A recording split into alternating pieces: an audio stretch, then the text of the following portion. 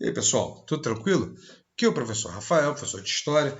Estamos aqui para mais uma aula de História 1, né, capítulo 14, o governo constitucional do Getúlio Vargas. E dessa vez, né, na primeira aula, a gente analisou a ação integralista brasileira. Agora é hora de a gente falar da Aliança Nacional Libertadora. O que foi isso? Vamos nessa. Aqui a gente tem um elemento que complica, porque, repara, o nome do outro era Ação, né? Ação Integralista Brasileira. Isso já pressupõe uma maior unidade, né? Embora eu tenha falado até de nuances, né? Tinham grupos mais antissemitas, grupos menos, mas tinha uma unidade muito maior. Aqui a gente tem a palavra aliança. Né? A aliança nos remete a setores diferentes. Então a primeira coisa é entender quem eram os setores. Vamos começar por aqui. A gente viu que a Constituição Liberal que o Getúlio Vargas fez desagradou, né, uma série de militares descontentes. Esses estão procurando um abrigo político onde ficar. E não eram os únicos. Né? O Partido Comunista do Brasil estava vivendo um momento difícil, porque Getúlio Vargas conseguiu atrair para si, né, uma base sindical trabalhadora muito forte, que deixou o Partido Comunista isolado, né, completamente isolado, teve que mudar sua política, se filiar aos sindicatos estatais, coisa que eles não queriam.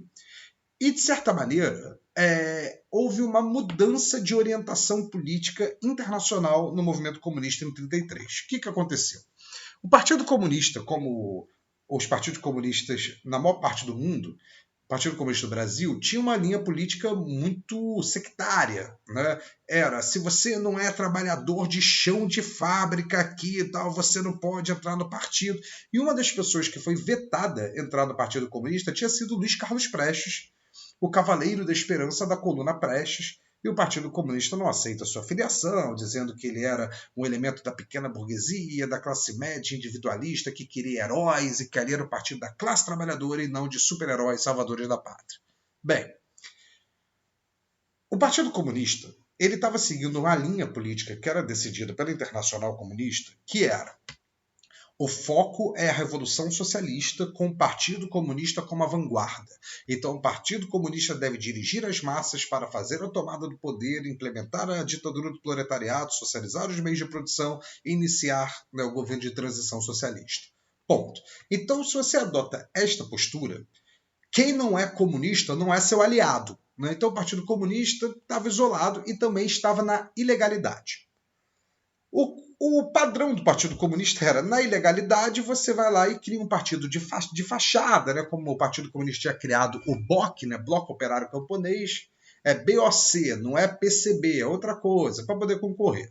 No entanto, em 1933, sobretudo com a ascensão do Hitler, a Internacional Comunista se reúne e toma uma atitude diferente. Ela fala, olha, não é hora de revolução socialista.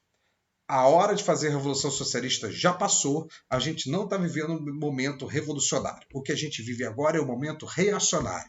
Quem fez a Revolução fez. Agora o que a gente está tendo é a reação. São movimentos violentos contra isso que eram os movimentos fascistas. Então estou dizendo agora o seguinte: não é mais para você fazer alianças com comunistas ou com gente que tope o comunismo para implementar, né, esse modelo. Agora é: quem é antifascista, antinazista e antiguerreiro, anti-guerra mundial, é aliado. Ah, se o sujeito for liberal, é antifascista, é antinazista, é antiguerra, então façam alianças. Né? Ou seja, a Internacional Comunista passou uma política que era uma política de frente ampla para combater o nazismo, o fascismo e a guerra. Isso seria adotado pelos partidos comunistas por todo o mundo. Né? E aí, cada partido comunista, claro, ia anexar a isso a pauta da sua nacionalidade, do seu país. Né? Nacionalidade não, do seu país. E o que eles vão fazer? O Partido Comunista vai chegar e falar: olha, quem aí é contra o nazismo? Quem é contra o fascismo? Contra a guerra. Aí coloca pautas brasileiras. Né? Contra o latifúndio, que era uma demanda histórica. Contra o imperialismo americano. Então somos aliados. E quem respondia sim a essas perguntas todas eram exatamente aqueles militares outubristas que tinham rompido com o governo. Eles eram antinazistas, eles eram antifascistas, eram contra a Guerra Mundial. O movimento tenentista, né, foi fundado lutando contra os coronéis, contra o latifúndio, e eram contra o imperialismo americano. Então aqui a gente vai ter uma aliança, só que é uma aliança muito potente. Por quê? Esses militares, eles eram representantes de um certo setor de classe média urbana não muito intelectualizada, né? Não era aquela classe média que estava lá participando de debates com Mário Oswald e tal, lendo aquelas vanguardas, né? Mas uma classe média que não se identificava com a República Velha e via nesses militares, né, um certo baluarte moral, né, e tal, pela moralização da política. Esses militares têm muito diálogo com esse grupo. E o Partido Comunista tinha diálogo com um grupo que esses militares não tinham, né, os sindicatos e tal, e de repente esses dois estão no mesmo partido. Isso acabou chamando intelectuais, estudantes, jornalistas, profissionais liberais, o pessoal vai se interessando, fundar esta aliança para libertar a nação do fascismo, do latifúndio, do imperialismo e da guerra, né? É, tinham comunistas ali dentro, embora a Aliança Nacional Libertadora fosse mais do que isso, né? Eram os comunistas fazendo uma frente ampla, esses militares também saindo do isolamento. Bem, isso cresce muito. E no ano de 1934, a Aliança Nacional Libertadora foi criada, né? Foi criada acho que em agosto, no Teatro João Caetano. E quando ela foi criada pouco tempo depois da Internacional Comunista, como esse homem, né, Luiz Carlos Prestes, não tinha sido aceito no Partido Comunista do Brasil, ele resolveu ir para Moscou, quer saber, vocês não me querem. Foi para Moscou, foi estudar lá, e ficou estudando o Exército Vermelho, como é que funcionava, era militar, né, gostava disso. E a Internacional Comunista olhou e falou: não, esse cara aqui é disciplinado, tem uma série de características que nós queremos dentro do Partido Comunista. O Partido Comunista do Brasil está muito sectário. A Internacional Comunista filiou o cara, botou para dentro e mandou ele para o Brasil, junto com esta experiente militante comunista, tá? Um grande quadro do movimento comunista internacional, já era isso, tá? A Olga Benário. Os dois vêm para o Brasil na ilegalidade. Só que antes de chegar, um jovem comunista, que atendia pelo nome de Carlos Lacerda, estava na fundação da Aliança Nacional Libertadora, no Teatro João Caetano, ele era do Partido Comunista nessa época, né? Maurício Lacerda tem responsabilidade nisso, pai dele, e ele pega o microfone e, cometendo ali uma quebra de protocolo, ele resolve saudar Luiz Carlos Prestes como presidente de honra da Aliança Nacional Libertadora. Quando ele sauda esse nome, o teatro veio abaixo, né? Não tinha como, né, segurar mais. E quem não gostou nem um pouco disso foi o Partido Comunista, porque o Partido Comunista estava olhando para o Prestes assim: olha, você vem, mas quem manda aqui é a gente. Né? E os militares estavam com aquele sentimento de: pô, Prestes, tu era nosso, tu foi aí pro lado vermelho da força, mas finalmente o bonde da história fez a curva, né? E a gente caiu no mesmo vagão de novo. Os militares estavam felizes, né, de estar com o Cavaleiro da Esperança. Partido Comunista, pô, o cara acabou de entrar, vai virar presidente de honra da frente que a gente está criando. Mas, né, o nome de Luiz Carlos Prestes atraía muita gente. Então virou uma massa de pessoas, aqui ficou muita gente. O Luiz Carlos Prestes estava na ilegalidade junto com o Olga Benário, e o Getúlio Vargas, né, olha para a Aliança Nacional Libertadora e, evidentemente, vê aqui uma ameaça. Opa, perdão. Vê aqui uma ameaça. Por quê? Eita, deu um tiltão aí, ó. Vou botar aqui. Por quê? A essa altura do campeonato, com São Paulo tendo sido derrotada lá na Revolução Constitucionalista de 32. Né? Ali, São Paulo foi derrotado. Então, essa principal oposição, o Getúlio Vargas já venceu. Agora ele fez uma constituinte, conseguiu se aproximar das oligarquias, né? O movimento operário, Getúlio Vargas já tinha, de certa maneira, conseguido controlar, né, com a regulamentação trabalhista, e, de repente, surge uma nova oposição muito forte, essa Aliança Nacional Libertadora, com um Luiz Carlos Prestes, que a essa altura do campeonato é o único cidadão que, quando chegava do lado do Vargas, tinha o mesmo tamanho se não fosse maior. Né? Aqui, pô, o cara da coluna Prestes, então Getúlio Vargas coloca a Aliança Nacional Libertadora na ilegalidade, né? Aí ela funciona na clandestinidade, que dá um charme maior ainda. Além disso, Getúlio Vargas aprova uma lei de segurança nacional, um estado de sítio, né? Que na época foi chamado de Lei Monstro. E é nesse momento que o Luiz Carlos Prestes tem uma ideia, para alguns muito ajustada, para outros uma ideia de jirico, mas é nesse momento que o Luiz Carlos Prestes fala: está na hora da revolução. Professor, você falou que os comunistas tinham abandonado, né, a ideia de uma revolução socialista. É assim, pois é. Mas o Prestes estava a fim de fazer uma revolução não socialista, uma revolução nacional libertadora. E só que o setor com o qual, nesse momento, ele tinha mais contato eram os militares. Ele não estava tanto tempo assim no Brasil para ter ficado amigo do Partido Comunista do Brasil, conhecer os nomes. Ele estava aqui com o birro sul-americano da Internacional Comunista, junto com ele, com a Olga. Então, não estava nas bases do Partido Comunista. E ele resolve que é hora de uma revolução nacional libertadora, que seria uma quartelada, né? Seria um levante de quartéis.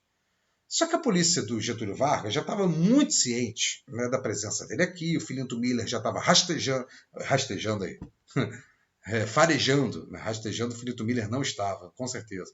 Estava já farejando, né, misturei rastreando com farejando.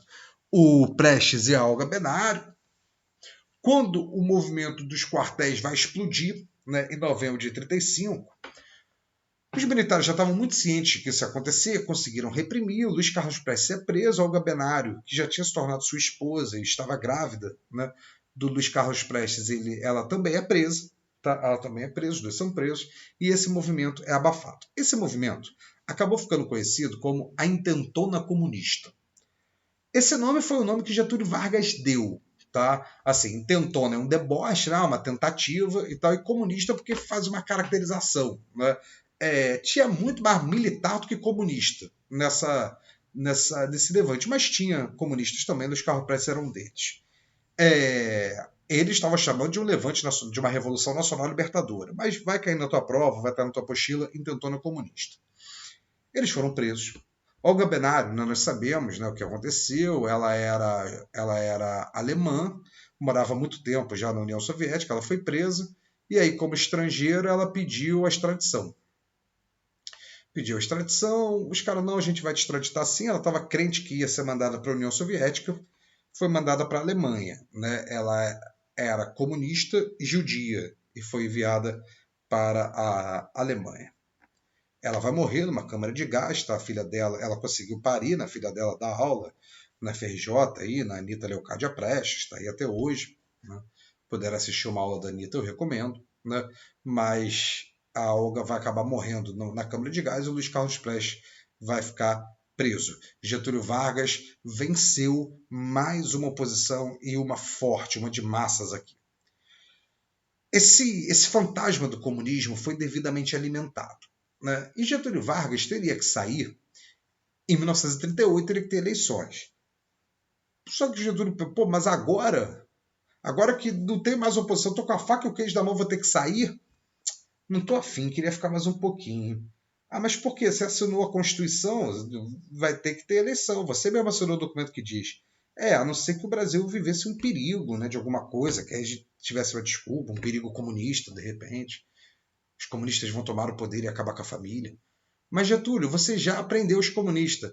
Ah, eu sei, mas se o risco aparecer... E aí um militar integralista, que era do Serviço de Inteligência Militar, pega uma coisa que era um exercício de inteligência militar, né, ficar bolando planos de tomada do poder, para ficar pensando em como combatê-los, um exercício de inteligência rotineiro, pegou aquilo, era um suposto plano, né, um plano de inteligência de tomada do poder por parte dos comunistas, entregou na mão do Vargas e disse, está aqui, né? Getúlio Vargas olhou aquele plano para a tomada do poder que tinha sido feito em quartel, vai até a rádio, olha a rádio aí, ó, fundamental para as políticas de massa nesse período rádio, vai até o rádio e anuncia que invadiram uma sede ilegal do Partido Comunista e acharam aquele plano. Né? Este plano que vai ficar conhecido como o Plano Cohen, né? Que acharam este plano aqui, ó, o Plano Cohen. Se aproveita desse fantasma do comunismo, né?